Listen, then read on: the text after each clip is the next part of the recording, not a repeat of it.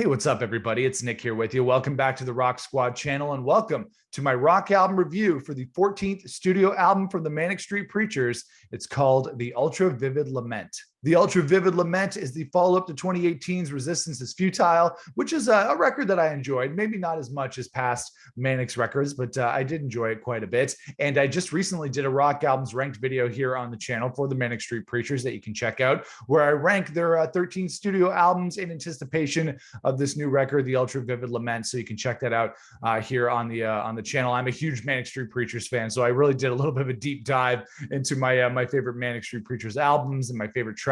So you should definitely check that out if you want to see just how much I love the Manic Street Preachers. Very much looking forward to this new record, The Ultra Vivid Lament, and I'm happy to say that it's pretty darn solid. All right, so how I do it on these rock album reviews is that I take the songs from the record, I put them into two columns, one being the plus column, the songs I really loved, the other being the minus column, the songs that maybe I just didn't dig as much, the ones that didn't stand out to me upon first listen. And these reviews really are based upon my first listen. I'm sure there's things about this album that I'll dig a little bit deeper into upon further listens, but this really is my kind of off-the-cuff reaction. So the first song that we're going to put into the plus column is the first song on the record, a great Manic Street Preachers title, Still Snowing in Sapporo. It starts with this slow build with these synths and James Dean Bradfield's vocals, and then it just kicks in. It comes in with these huge guitar flourishes, this big beat from Sean Moore. It's a classic Manic's opener. Kind of reminds me a little bit of Elvis impersonator Blackpool Pier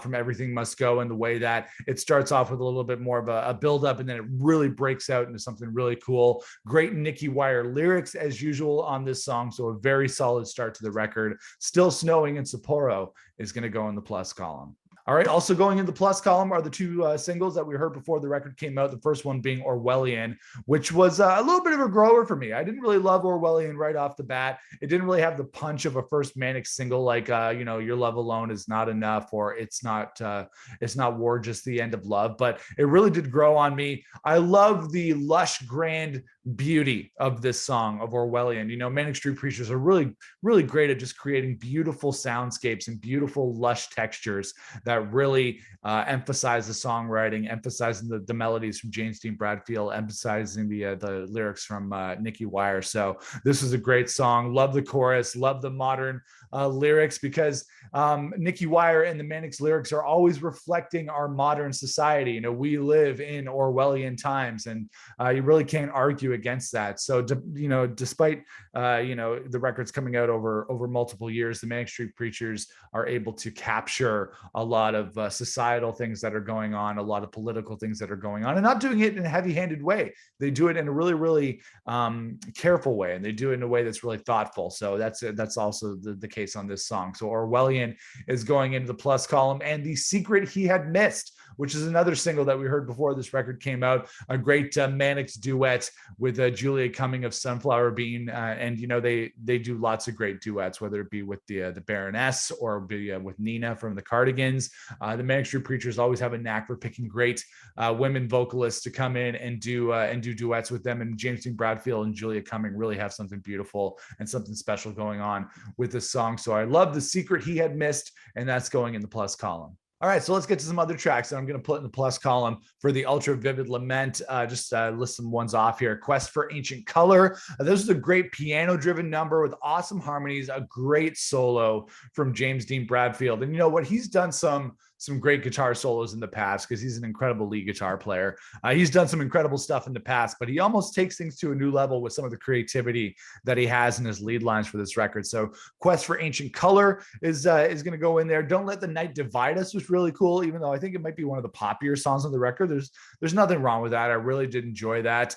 Diapos. Now, this was a song that I didn't love right off the bat, but by the end of the song, I was really digging it. It had some great, almost Western sounding guitar, some country Western sounding guitar, another great solo from James Dean Bradfield. So there's quite a few of them on this record. Really cool keys happening on this song as well. So like I said, the instrumentation on this record, the Manics are really taking things in new and exciting directions. So Diapos is also going to go into the plus column for me. Into the Waves of Love. This was one of the songs that I really loved on this record. One of my faves, really great synthy, sunshiny number. Like I said, the Manic Street Preachers have this uncanny ability to create a lot of beauty in their music, and that definitely applies for this song. There's some great female gospel vocals happening on this, almost moving into Pink Floyd, Great Gig in the Sky territory. That's how cool the gospel vocals were on the back end of this track. One of my favorites on the record. So that's definitely going in the plus column for me.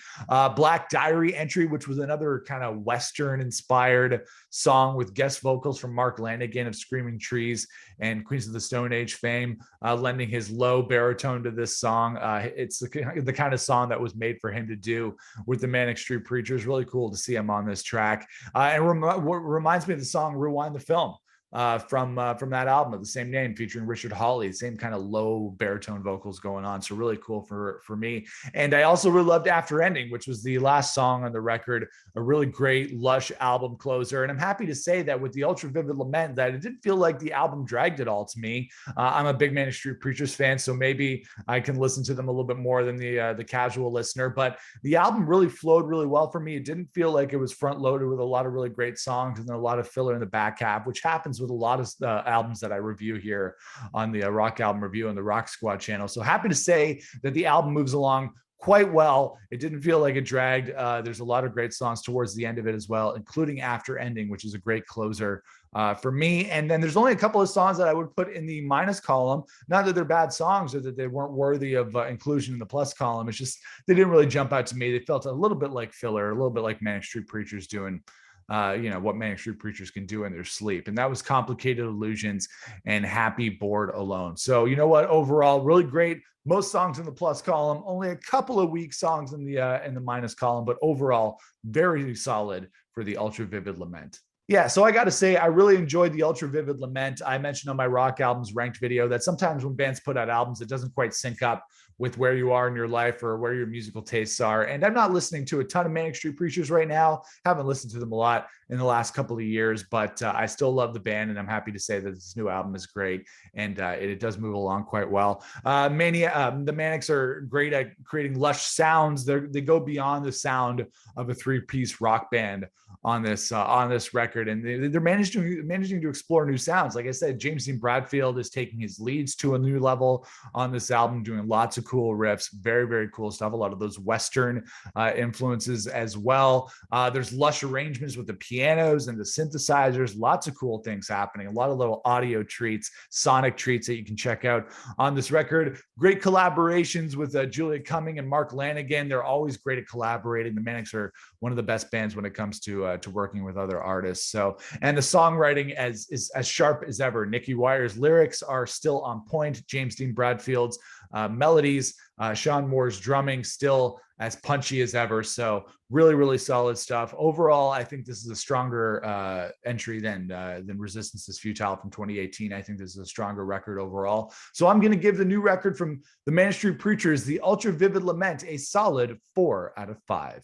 All right, guys, that is it for my Rock Album Review for the Manic Street Preachers, the Ultra Vivid Lament. Let me know what you thought of the record in the comments below, and let me know if you enjoyed it as much as I did. Make sure to check out that Rock Albums Ranked video for the Manic Street Preachers as well. I'll put a link for that in the video here, so you can check that out. And yeah, make sure to give us a like on this video. We appreciate that. Make sure to subscribe to us here on the Rock Squad channel for more rock album reviews. I'm going to do another one this weekend for the new Andrew WK record, God is Partying, and the Metallica Blacklist.